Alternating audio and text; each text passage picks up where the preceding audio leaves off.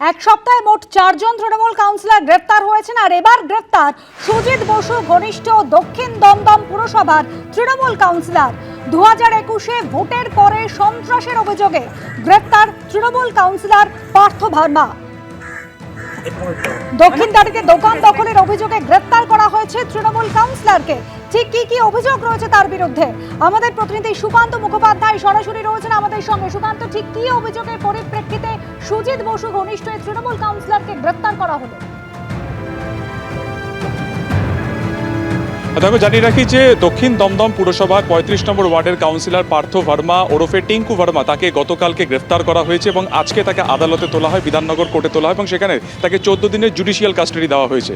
Police সূত্রে যেটা জানা যাচ্ছে যে কি অভিযোগ, যে 2021 সালে যে ভোট সন্ত্রাসের অভিযোগ বারবার উঠেছিল তৎকালীন শাসক দলের বিরুদ্ধে, সেই 2021 সালে এই 35 নম্বর ওয়ার্ডের, অর্থাৎ যে ওয়ার্ডের কাউন্সিলর তিনি, সেই ওয়ার্ডের 5 নম্বর শাস্ত্রীজি কলোনি মোড়, সেখানে একটি দোতলা বাড়ি ছিল। সেই বাড়ির একতলাতে মূলত পুলক দত্ত নামে এক ওষুধের ব্যবসায়ী, তার ওষুধের দোকান ছিল এবং সেখানে হোমিওপ্যাথি ওষুধের ডিলারশিপ তিনি নিয়েছিলেন। সেখান থেকে সমস্ত জায়গাতে সেই হোমিওপ্যাথিক ওষুধ তিনি ডিস্ট্রিবিউট করতেন।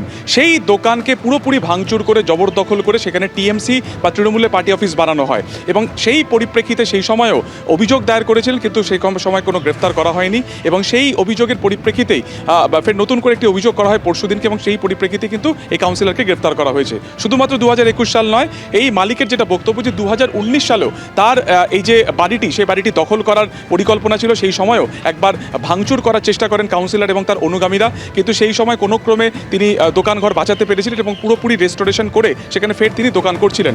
এবং এরপরে 2021 সালের 2 মে যখন রেজাল্ট আউট হয়, তখন বিভিন্ন জায়গায় যে ভোট পরবর্তী সন্ত্রাস হচ্ছিল তার বলি কিন্তু হয়েছিল তার দোকান, পুরো দোকানঘর ভাঙচুর করা হয়, সমস্ত জিনিসপত্র বাইরে এনে ফেলে দেওয়া হয় এবং তারপরে তাকেও বেধড়ক মারধর করে দোকানঘরটি পুরোটাই তৃণমূলের পার্টি অফিস বানিয়ে নেওয়া হয়। সেই দোতলা পার্টি অফিসের ছবি তুমি এই মুহূর্তে দেখতে পাচ্ছ, যে পুরো পার্টি অফিসটাই জবরদখল করে নেওয়া হয় এবং সেই পরিপ্রেক্ষিতেই অভিযোগ দায়ের করা এবং তার জন্যই এই কাউন্সিলরকে গ্রেফতার করা হয়েছে। শুধুমাত্র এই অভিযোগ নয়, এছাড়া যেটা পুলিশ সূত্রে জানা যাচ্ছে যে হুমকি, তোলাবাজি সহ অসামাজিক কাজকর্মে যুক্ত থাকার অভিযোগও তার বিরুদ্ধে কিন্তু ধীরে ধীরে আসছে। আরও একাধিক অভিযোগ কিন্তু থানাতে জমা পড়ছে। তো সব মিলিয়ে টিঙ্কু ভার্মাকে আপাতত এই দোকানটি দখল করার জন্য, তৃণমূলের পার্টি অফিস করে দেওয়ার জন্যই তাকে গ্রেফতার করা হয় এবং তাকে আজকে কোর্টে তোলা হলে 14 দিনের ফুল টার্ম জেসি বা জুডিশিয়াল কাস্টাডি ডিমান্ড করা হয় এবং অবশেষে 14 দিনের জেল কাস্টাডি তার কিন্তু সেই যে আবেদন সেটাকে কিন্তু গ্রহণ করা হয়েছে।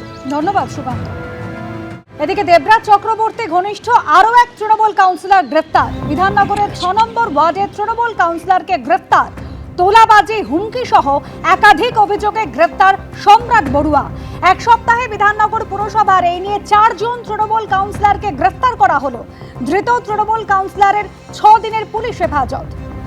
বৃহস্পতিবার গ্রেপ্তার করা হয়েছিল সুজিত বসু ঘনিষ্ঠ কাউন্সিলর রঞ্জন পোদ্দারকে। তোলাবাজি, দুর্নীতি সহ একাধিক অভিযোগ রয়েছে এই রঞ্জন পোদ্দারের বিরুদ্ধে। এরপর সোমবার গ্রেপ্তার 26 নম্বর ওয়ার্ডের তৃণমূল কাউন্সিলর সুশোভন মণ্ডল। 15ই মে ধৃত দেবরাজ চক্রবর্তী ঘনিষ্ঠ তৃণমূলের কাউন্সিলর সমরেশ চক্রবর্তীকে। প্রমোটারকে মারধরের অভিযোগে গ্রেপ্তার করা হয় সমরেশ চক্রবর্তীকে। আর ভোট পরবর্তী হিংসার অভিযোগে গ্রেপ্তার সুজিত বসু ঘনিষ্ঠ তৃণমূল নেতা। অভিযুক্ত দক্ষিণ দমদম পুরসভার 35 নম্বর ওয়ার্ডের কাউন্সিলর পার্থ ভার্মা ওরফে টিঙ্কু।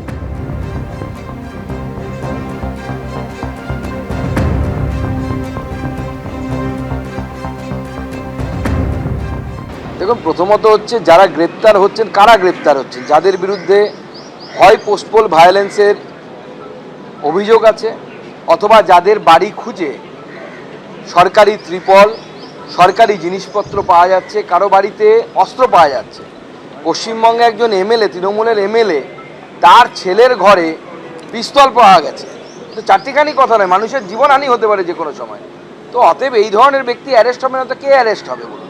আমরা বছরের পর বছর দেখেছি আমাদের কর্মীরা গাঁজা কেসে দিনের পর দিন জেলের ভেতরে থেকেছে। শুধু তাই নয়, যত গাঁজার কথা আমরা দেখেছি পুলিশের কাছে থাকার কথা, কিন্তু সেই গাঁজা যদি পুলিশ সব একসাথে নিয়ে আসে না, পশ্চিমবঙ্গে গাঁজায় ভরে যাবে। এবিপি আনন্দ, এগিয়ে থাকে, এগিয়ে রাখে।